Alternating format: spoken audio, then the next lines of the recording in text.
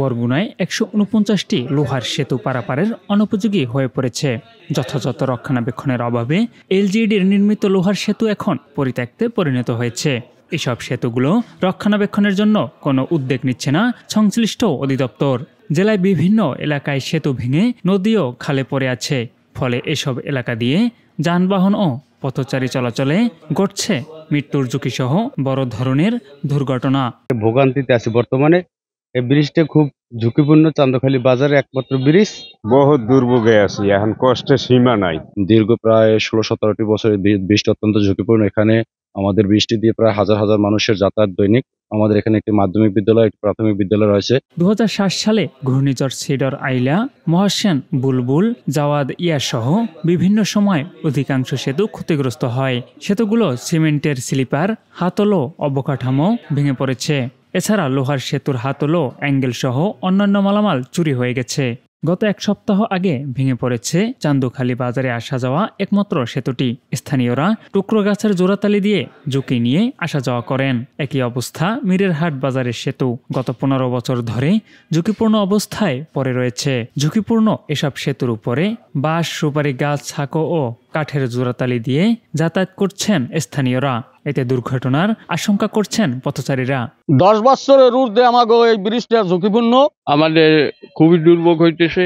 এই ব্রিজটা খুব ঝুঁকিপূর্ণ আর কি, সম্পূর্ণ ভাঙ্গিয়ে আছে। পরে ঠ্যাঙ্গে ব্যথা পায়, কেউ আট ভাঙ্গে, কেউ।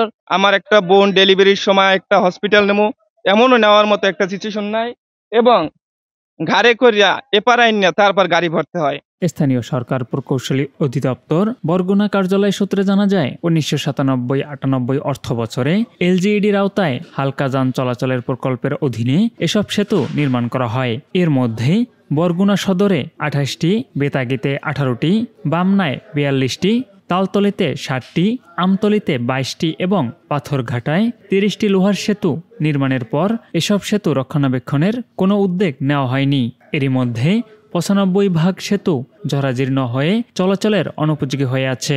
এরপর প্রাকৃতিক দুর্যোগে অধিকাংশ সেতু ক্ষতিগ্রস্ত হয়। তবে এলজিইডি বরগুনা কার্যালয়ের নির্বাহী প্রকৌশলী জানিয়েছেন, অচিরেই এসব ঝুঁকিপূর্ণ সেতু সংস্কার করা হবে। বরগুনাতে বেশ কিছু সেতু ঝুঁকিপূর্ণ অবস্থায় আছে, যেগুলো আয়রন ব্রিজ। সেগুলো এতটাই ঝুঁকিপূর্ণ যে মাঝে মাঝে কোনো কারণ ছাড়াই সে ব্রিজগুলো ভেঙে পড়ে যাচ্ছে আর কি। আমরা সেগুলো আইডেন্টিফাই করেছি, যেমন যে কিছু আছে অতি ঝুঁকিপূর্ণ এবং কিছু আছে একটু অপেক্ষাকৃত কম ঝুঁকিপূর্ণ। সম্পূর্ণ তালিকা করে আমরা এলজিডি দপ্তরে পাঠিয়েছি এবং সরকারের সর্বোচ্চ ঊর্ধ্বতন মহলেও পাঠিয়েছি। আমরা আশা করছি যে খুব শীঘ্রই সরকার এটা নিয়ে একটি পদক্ষেপ নেবেন। হয় এটা নিয়ে একটি নতুন প্রকল্প হবে, অথবা চলমান বা নতুন যে প্রকল্পগুলো করা হচ্ছে তার মধ্যে পর্যায়ক্রমে এই ব্রিজগুলো ঢুকে যাবে। আমরা ইতিমধ্যেই বেশ কয়েকটি প্রকল্পে অনেকগুলো ব্রিজের প্রস্তাব পাঠিয়েছি।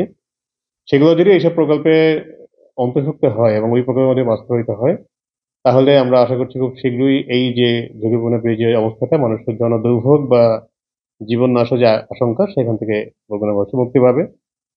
এবং একই সাথে আমরা সব এলজিডি হেডকোয়ার্টার থেকে একটি নির্দেশনাও পেয়েছি যে যেগুলো অতি ঝুঁকিপূর্ণ সেগুলোকে ওই অবস্থায় না রেখে সেগুলো নিলামের ব্যবস্থা করা।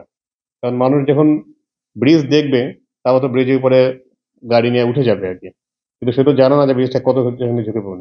তো সেটা আমরা সংশ্লিষ্ট উপজেলা প্রকৌশলী যারা আছে তাদেরকে আমরা নির্দেশ দিয়েছি, পর্যায়ক্রমে যেগুলো অতি ঝুঁকিপূর্ণ, যেগুলো খুব সহজেই দুর্ঘটনা ঘটতে পারে, সেগুলো বাছাই করে সেগুলো নিলামের ব্যবস্থা করা হচ্ছে আর কি।